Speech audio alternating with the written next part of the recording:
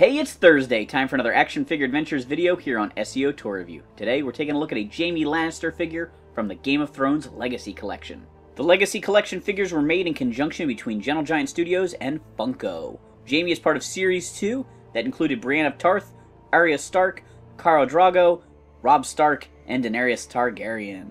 Here we've got Jamie Lannister out of the package. He looks great in his Kingsguard uniform. He's got the white cape and the gold armor. He's got his sword holstered across his hip there, and looks to be a pretty cool action figure. Early on in the series, I was not a fan of Jamie at all, but he has such a great story arc and such good character development. He really is one of my favorite characters in the whole show at this point. I'd put him up there with Sam, and Tyrion. I like him more than Jon, I think. So yeah, he's definitely one of my favorite characters at this point. But this is an early series figure, and just really nice paint and sculpting work going on this figure. Jamie has articulation at the head. Moves pretty nicely so he can look around. It doesn't move up and down a whole lot, but it works pretty well. He's got articulation at the shoulders. Unfortunately, that is hindered considerably by the shape of his shoulder pads and his cape. Actually, I've got some paint falling out of the joints every time I move him a little bit there. That's great. I do really love the work on his chest. If this camera would focus here, look at how ornate that sculpt is with this armor. It's incredible.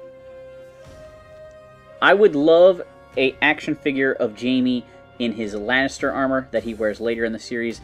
I just think that red and gold armor is just super cool looking with the lions on the shoulder pads. That's the version of Jamie I would really like to have a figure of, but I gotta settle for the Kingsguard version.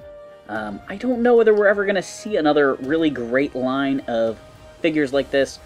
I would hope so. I just am not sure whether the excitement for Game of Thrones merchandising will ramp up with the series ending or kind of die off. This series didn't even go on that long. I don't know if there were more than 2 series of these exact figures, but I would love to get some more characters from later series. Later seasons of the show. Check out all that great detail in the armor. Sorry, I got distracted. I was talking about his articulation. He's got elbow joints. They don't move super far.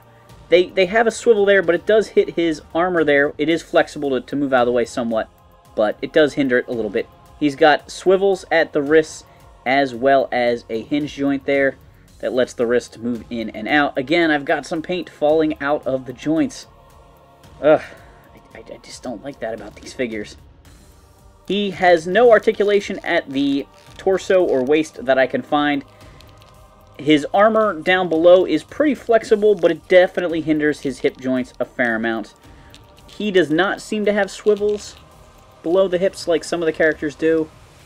He just has the standard hip joint. He's got double jointed knees, but again, with this long cape and long armor, it doesn't seem to matter too much that he's got the double jointed knees.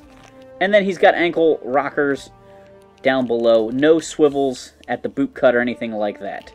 Jamie's got a really nice holster here. It's on a flexible belt piece, so it can move around a little bit as you pose the figure. The sword can be unsheathed. It's made out of a very rigid plastic. It has just enough flex that I don't really worry about breaking it. It has the lion head from the Lannister sigil there on the end of the sword. This is Jamie's first sword. I don't think this one has a name. It's before he has Oathkeeper or later Widow's Wail. Another thing I'm not real wild about with these figures is some of them are sculpted where their thumbs and their forefingers touch each other, which makes it harder to put accessories in their hands. In fact, I do not know how to put this sword in his hand. That's very disappointing. It seems like it's always going to have to be holstered. One of the best swordsmen, and he can't use his sword. Thanks for watching this Action Figure Adventures video. Do Baby Skeletor a favor, hit that like and subscribe button.